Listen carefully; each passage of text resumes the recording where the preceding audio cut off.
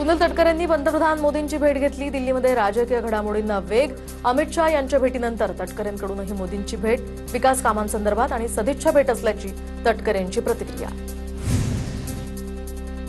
तर पार्थ पवार, प्रफुल्ल पटेल यांनी शरद पवारांची गेल्या आठवड्यामध्ये भेट घेतल्याचं समोर।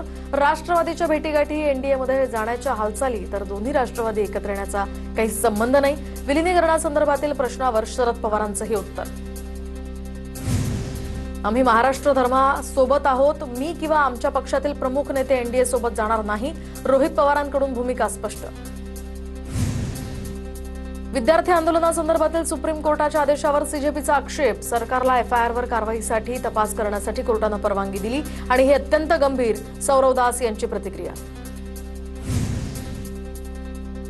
सीजेपीचे संस्थापक अभिजित दिपकेंकडून पुन्हा आंदोलनाचा इशारा। पोलिसांकडून विद्यार्थ्यांचा छळ सुरू राहिल्यास पुन्हा आंदोलन। विद्यार्थ्यांना जेलमधून सोडा, गुन्हे मागे घ्या, अभिजित दिपकेंची मागणी। केंद्रीय गृहसचिव, आयबी प्रमुख आणि गृहमंत्री अमित शहांची बैठक। आंदोलकांवरील एफआयआर तपास सुरू ठेवण्यास कोर्टानं सांगितल्यानंतर या बैठकीला महत्त्व। खासदार कंगना राणावतकडून जेनझी तरुणींचा गटार छाप असा उल्लेख।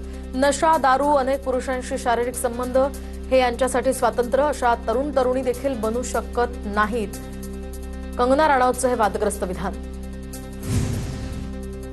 कंगनाला पक्षातील लोकही गांभीर्यानं घेत नाहीत। सीजेपीचे प्रवक्ते सौरव दास यांची टीका। तर कंगनानं बॉलिवूड माफियांप्रमाणे शिक्षण माफियांविरोधात सुद्धा लढायला हवं होतं। सीजेपी आंदोलनावरील रिया अहिरचंही हे प्रत्युत्तर। सीजेपीच्या आंदोलनामध्ये जखमी झालेल्या पोलीस कुटुंबाची सुप्रीम कोर्टात धाव। हिंसेला खतपाणी घालणाऱ्यांवर कठोर कारवाई करण्याची मागणी। जखमी झालेल्या 4 पोलिसांच्या कुटुंबियांची कोर्टात धाव। नीट परीक्षा आंदोलनासंदर्भातील राज्यामध्ये गंभीर गुन्ह्यांची नोंद नाही। महाराष्ट्रातील आंदोलक विद्यार्थ्यांवरील किरकोळ गुन्हे मागे घेतले जाणार। मुख्यमंत्री फडणवीसांचे गृह विभागाला निर्देश।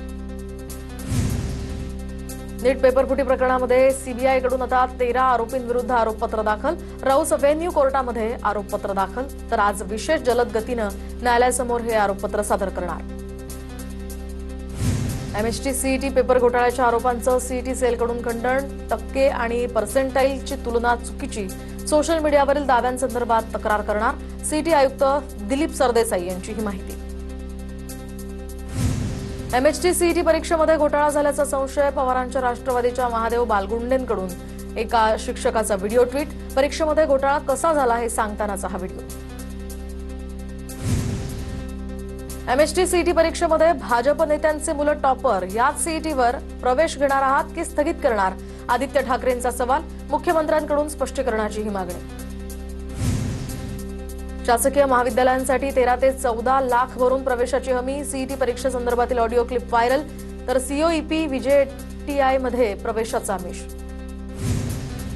युवक काँग्रेसकडून शालेय शिक्षण मंत्री दादा भुसेंच्या राजीनाम्याची मागणी। टीईटी पेपरफुटीसह मराठी शाळा बंद, पटसंख्येतील घट या कारणांवरून एनएसयूआय आक्रमक। दादा भुसेंना 7 दिवसांचा अल्टिमेटम। अन्न आणि औषध निरीक्षक भरती परीक्षेचा पेपर फुटी प्रकरणी आता तक्रारदार ऋषिकेश गांगुर्डेची 6 तास चौकशी। पेपरफुटीमध्ये 5 लाख ते 50 लाखांपर्यंतचा व्यवहार झाल्याचा आरोप। दोषींवर कठोर कारवाई करण्याची ऋषिकेश गांगुर्डेची माहिती। तर शरद पवारांकडून पंतप्रधान मोदींना बारामतीमध्ये येण्याचं आमंत्रण। विद्या प्रतिष्ठानातील गौतम बुद्धांच्या पुतळ्याच्या अनावरणासाठी हे आमंत्रण। मोदींच्या हस्ते 2 ऑक्टोबरला पुतळ्याचं अनावरण करण्याचा मानस।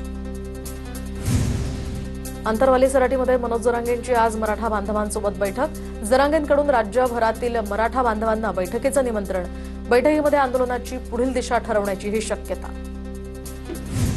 उपमुख्यमंत्री शिंदेंनी शिवसेनेच्या मंत्र्यांची 2 तास शाळा घेतली। विकास कामांवर लक्ष द्या, शिंदेंच्या मंत्र्यांना सूचना। मंत्र्यांनी कोणकोणती कामं केली याचा 3 महिन्यांचा अहवाल देण्याच्याही सूचना। कन्नडमधील शेतकऱ्यांवर 2,06,000चं कर्ज, मात्र यादीमध्ये 1,20,000च दाखवले। अंबादास दानवेंचा दावा। शेतकऱ्याची उर्वरित रक्कम कोण भरणार? अंबादास दानवेंचा सवाल। शेतकरी कर्जमाफी फसवी असल्याचा महादेव जानकरांचा आरोप। शेतकऱ्याच्या हातात धतुरा मिळाला। सरकारच्या शेतकरी कर्जमाफीवर महादेव जानकरांची टीका। विदर्भात पुढील 3 दिवस मुसळधार ते अतिमुसळधार पावसाची शक्यता। चंद्रपूर, गडचिरोली, भंडारा, गोंदिया या जिल्ह्यांना रेड अलर्ट, तर नागपूरला ऑरेंज अलर्ट जारी। हवामान खात्याची माहिती। नागपूरसाठी उद्या ऑरेंज अलर्ट. शाळा, महाविद्यालय, अंगणवाड्यांना आज सुट्टी जाहीर. तर जिल्हाधिकारी कुमार आशीर्वाद यांचे हे आदेश. नागपूर शहर आणि ग्रामीणमधील शाळांना सुट्टी जाहीर. नागपुरात बुलडोझरच्या सहाय्यानं विद्यार्थी आणि कर्मचाऱ्यांचं रेस्क्यू. पूरस्थितीमधील बचाव कार्याचा व्हिडिओ सोशल मीडियावर व्हायरल. मराठवाड्याची तहान भागवणाऱ्या जायकवाडी धरणातील पाणीसाठा आता 63.34%. धरणात 48.55 टीएमसी जिवंत पाणीसाठा. तर धरणात 41,477 क्युसेक वेगानं पाण्याची आवक सुरू आहे. सांगलीमध्ये वारणा धरण 84% भरलं. चांदोली धरणातनं 5,000 क्युसेक पाण्याचा विसर्ग. तर वारणा नदीच्या पाणी पातळीमध्ये झपाट्यानं वाढ. नदीकाठच्या गावांनाही यामुळे सतर्कतेचा इशारा. पावसामुळे रायगड जिल्ह्यातील जनजीवन विस्कळीत. काळ नदीच्या पाणी पातळीत सुद्धा मोठी वाढ. गोंदियाच्या पुजारी टोला धरणाचे 6 दरवाजे उघडले. 6 दरवाजांमधून 4,862 क्युसेकनं पाण्याचा विसर्ग. त्यामुळे नदीकाठच्या गावांना सतर्कतेचा इशारा. पुराच्या पाण्यामध्ये वाहून गेल्यानं सिंधुदुर्गच्या करूळमधील शेतकरी बेपत्ता. शोध मोहीम सुरू. नदीतील पाण्याचा अंदाज न आल्यामुळे ही दुर्घटना. साताऱ्यातील महाबळेश्वर मेढा रस्त्यावरील केळघर घाट वाहतुकीसाठी बंद. सुरक्षेचा उपाय म्हणून घाट सर्व प्रकारच्या वाहतुकीसाठी पूर्णपणे बंद.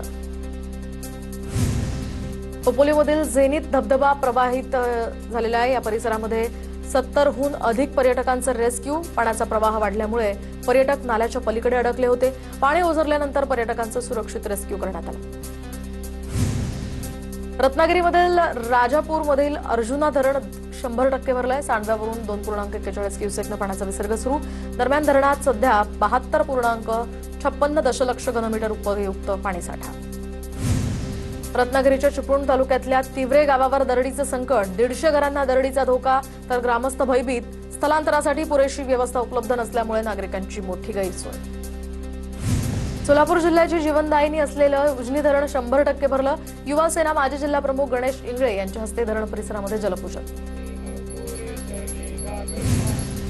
मुंबईकरांची वाहतूक कोंडीतनं सुटका करण्यासाठी मल्टी मॉडेल बोगदे. तर मुंबई महापालिकेकडनं मेगा प्रकल्पाची तयारी. सेवा वाहिन्यांसह वाहतूक व्यवस्था बोगद्यातनं नेण्याचा विचार. 6 महिन्यात सल्लागार अहवाल सादर करणार.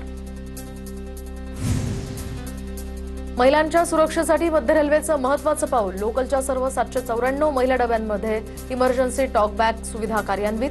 तर या सुविधेमुळे शिर्डीतील साईबाबा मंदिरामध्ये गुरुपौर्णिमेनिमित्त फुलांची आकर्षक सजावट यासह विद्युत रोषणाई. साईबाबांचं दर्शन घेण्यासाठी देशभरातनं भाविक शिर्डीमध्ये दाखल. गुरुपौर्णिमा निमित्तानं दादरमधील स्वामी समर्थांच्या मठातही भाविकांची मोठी गर्दी. स्वामी समर्थांच्या मठाला विविध आकर्षक फुलांची सजावट. दर्शनासाठी भाविकांच्या लांबच लांब रांगा. नवी दिल्लीमध्ये सरकारी वाहनांचा दुरुपयोग रोखण्यासाठी केंद्र सरकारकडून एक अधिकारी एक सरकारी गाडीची पॉलिसी लागू. या संदर्भात अर्थ मंत्रालयाच्या खर्च विभागाकडून सर्व सरकारी कार्यालयांसाठी आदेशाचं परिपत्रकही जारी. Delhi taxi and tourist transport and tour operators असोसिएशनकडून आता 4 ऑगस्ट रोजी संसदेवर मोर्चा काढण्याची घोषणा. पेट्रोलमध्ये 20% इथेनॉल मिश्रणाच्या केंद्र सरकारच्या या धोरणाविरोधात संघटना आक्रमक.